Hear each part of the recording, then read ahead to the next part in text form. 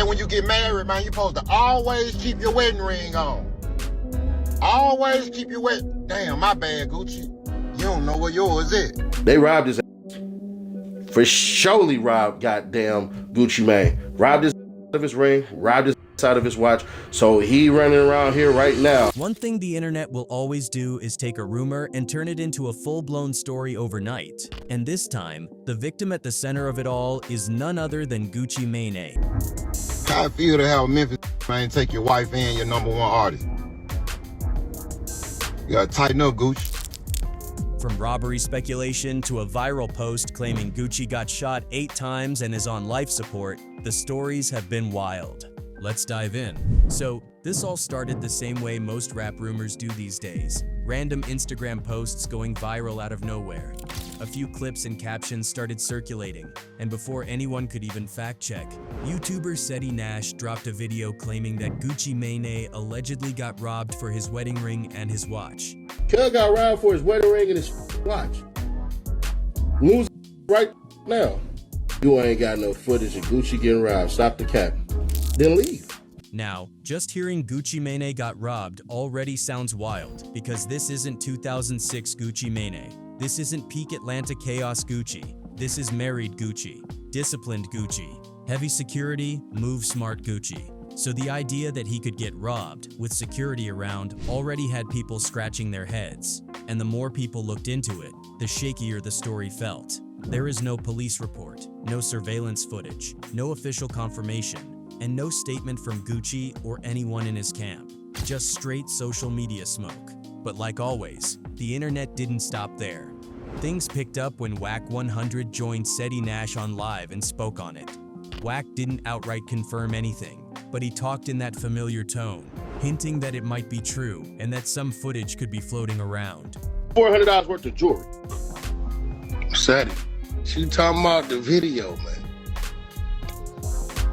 Come on, man. Nah, hell nah. Yeah. That ain't gonna see the light of day. Yeah, chill out, man. Kick That ain't back. gonna see the light. That ain't gonna see the light of day. Daddy, come on, bro. I just need my $500,000.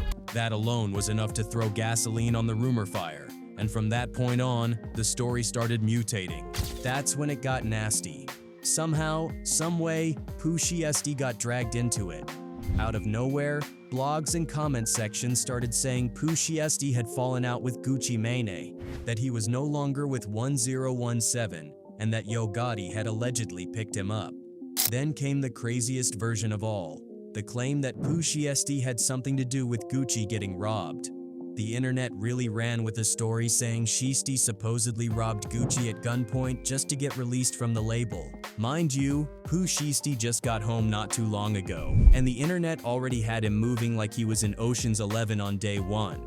Then things got even spicier. Hernandez Govan, the same guy who was acquitted in connection with the Young Dolph murder, jumped on Instagram and appeared to co-sign some of the rumors.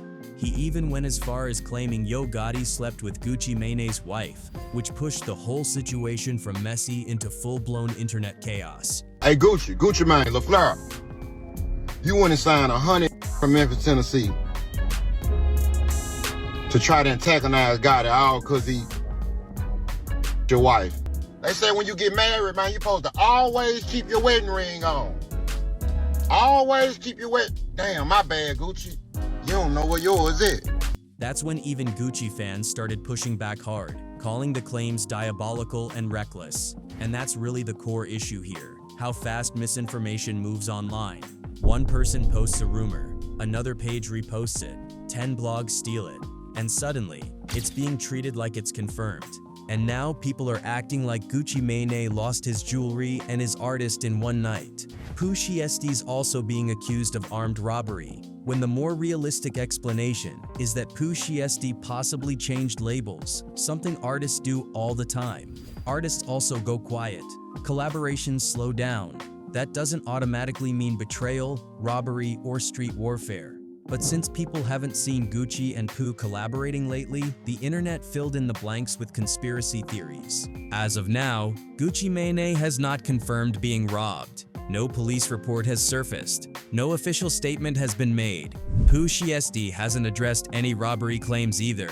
Now, putting all the internet rumors to the side for a second, there is one thing that's actually real and documented: the long-standing beef between Gucci Mane and Yo Gotti. This isn't something social media made up overnight. These two former friends have had tension for years, and with all the rumor mongering going on right now, it wouldn't be surprising if it ended up reopening old wounds. Back before the fallout, Gucci and Gotti were genuinely close.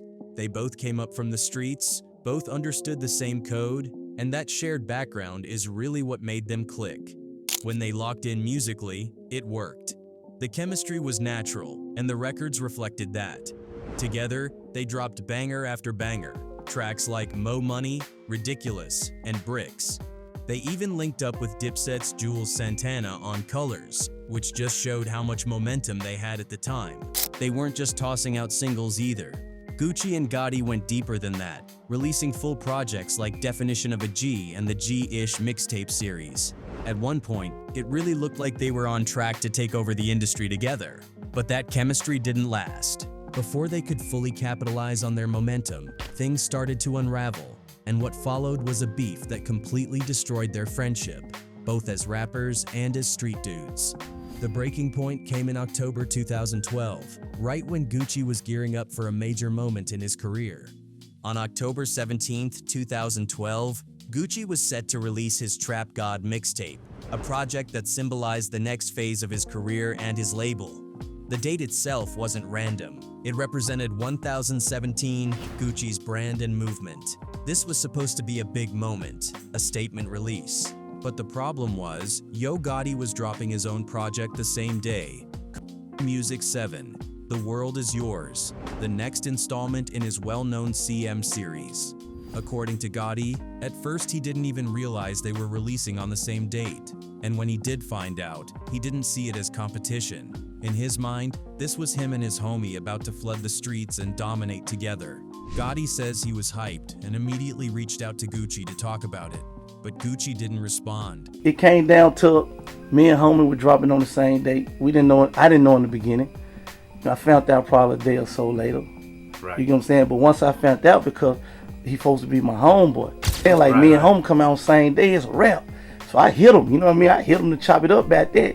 I ain't getting, you know, he ain't hit me back, he ain't answer. So Gotti tried again. Still nothing. Even then, he didn't think much of it. That was his guy, so he brushed it off, assuming Gucci was just busy or locked in. But things took a turn when Gotti noticed something Gucci posted online that seemed to throw subtle shade on the situation. That's when Gotti decided to call him directly to see what was really going on. last minute, we in the lab, we heard about the tweet. When we heard about the tweet, I hop on, I immediately hit his phone. Like, what's up, homie, you good? According to Gotti, they eventually spoke, but the conversation wasn't about the release date anymore. Gucci wasn't just upset about them dropping on the same day. He was also mad about something else entirely. Another issue was Gotti doing a song with Gucci's longtime rivals, T.Y. and Young Jeezy, on the I Got That Sack remix. After going back and forth on the phone, Yo Gotti walked away thinking everything was straight. In his mind, the situation was handled, and it was back to business as usual. Gotti saw the whole thing as a moment to celebrate. Two homies dropping projects at the same time, flooding the streets, and running the industry together. To him, it felt like a win-win situation. But Gucci didn't see it that way at all. From Gucci's perspective, the October 17th release date wasn't just any random day. It was 1017, a number tied directly to him and his label's identity. That date was part of his brand, something he had been building and promoting for a long time. So instead of seeing Gotti's release as brotherly unity, Gucci took it as Gotti trying to ride his wave, whether intentionally or not. Once Gotti realized that this was the real reason Gucci had been throwing subtle shots and acting distant, he decided to move differently. Out of respect, he changed his release date. Instead of dropping on October 17th, Gotti pushed Music 7 back to October 18th, the very next day. On paper, that should have been the end of the issue. Gucci dropped on October 17th. Gotti dropped on October 18th. Problem solved. Except the damage was already done. The tension didn't die there. It actually got worse. Gucci went on to release a diss track aimed at several of his longtime rivals, including Young Jeezy and T.I. But buried in that record was a direct shot at Gotti.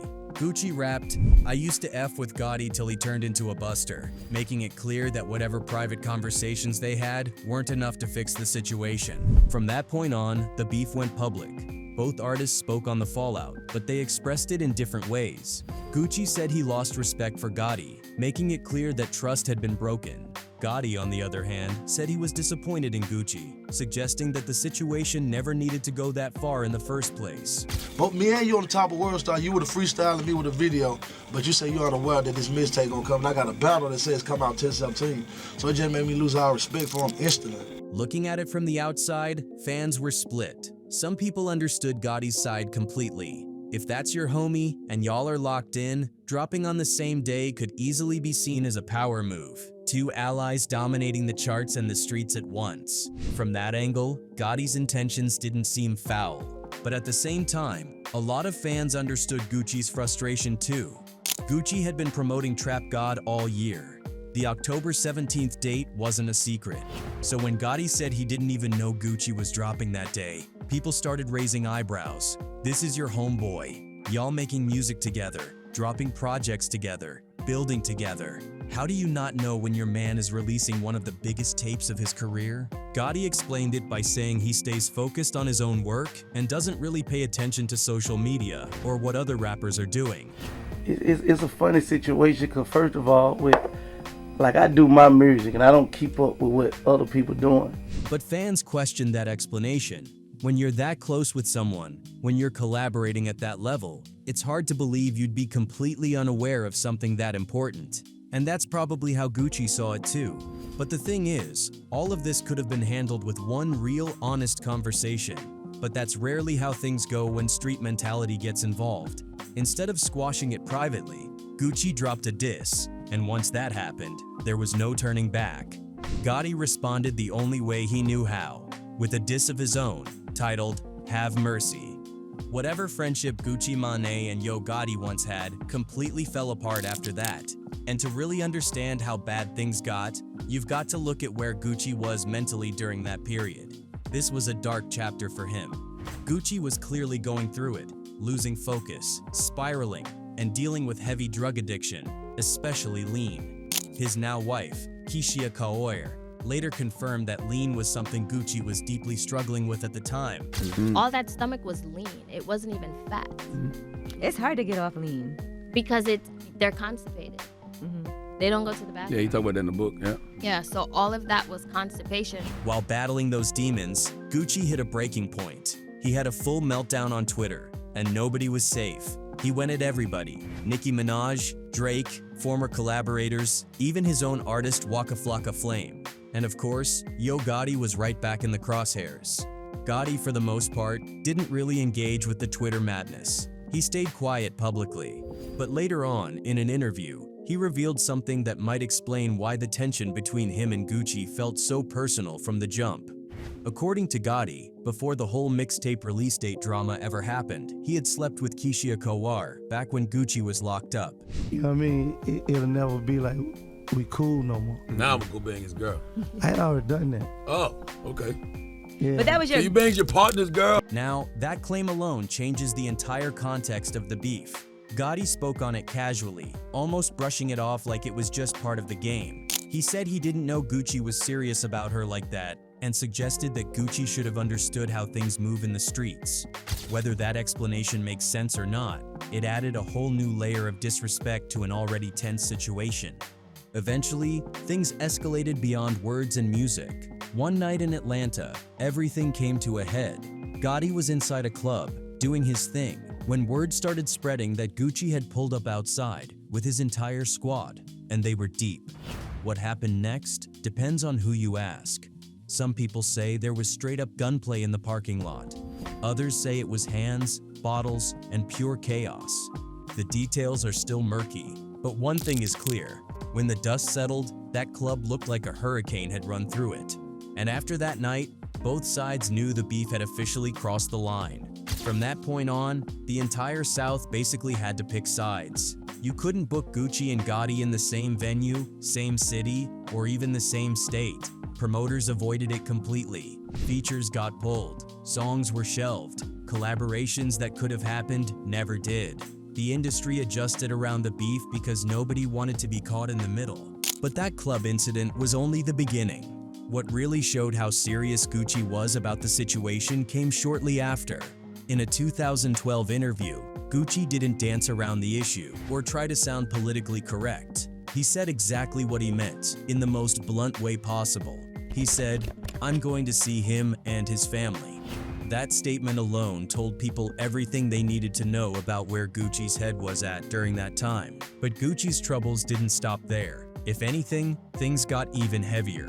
In late 2013, Gucci was arrested again, and this time it was serious. Atlanta police charged him with 2 counts of possession of a firearm by a felon after finding guns on him in 2 separate incidents, just days apart, September 12th and September 14th. Because of his prior record, this wasn't a slap on the wrist situation. Gucci was facing up to 20 years behind bars, and for a lot of people, it felt like this might really be the end of the road. Ironically though, that moment ended up being a blessing in disguise. Being locked up forced Gucci to do something he hadn't really done in years: slow down. He had no choice but to sit with himself and confront the issues he had been running from, especially his addiction.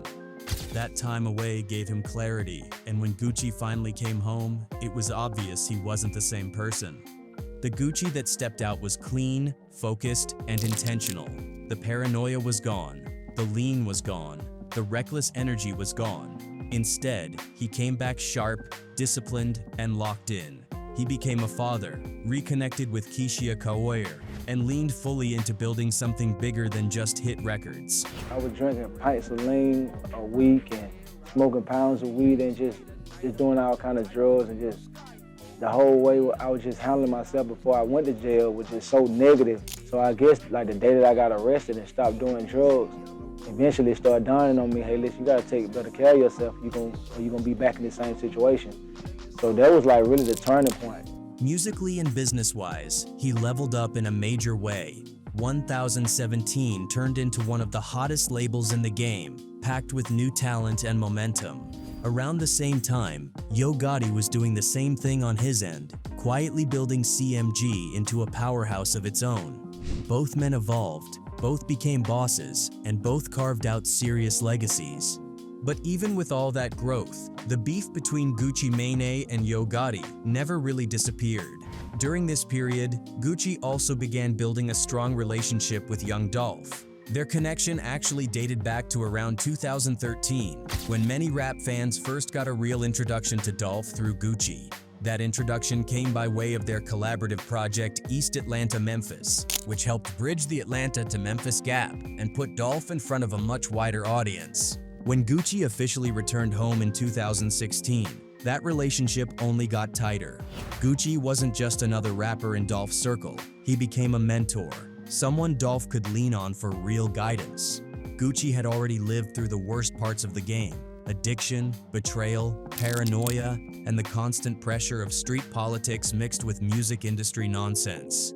He understood how fast things could go left if you lost focus or trusted the wrong people. In interviews over the years, Young Dolph consistently credited Gucci Mane with helping him see the bigger picture. Gucci helped Dolph understand how to move smarter, how to protect himself, and how to balance success in music while navigating dangerous street dynamics. That bond stayed strong, even during the escalating beef between Young Dolph and Yo Gotti. Gucci stood firmly on Dolph's side, and the relationship never wavered.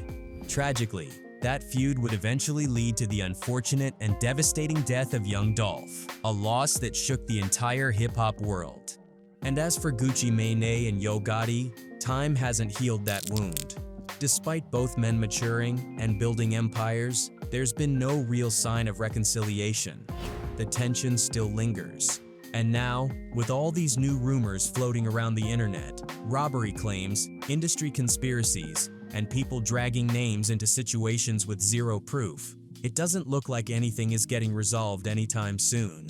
If anything, The noise just threatens to reopen old scars that never fully healed in the first place.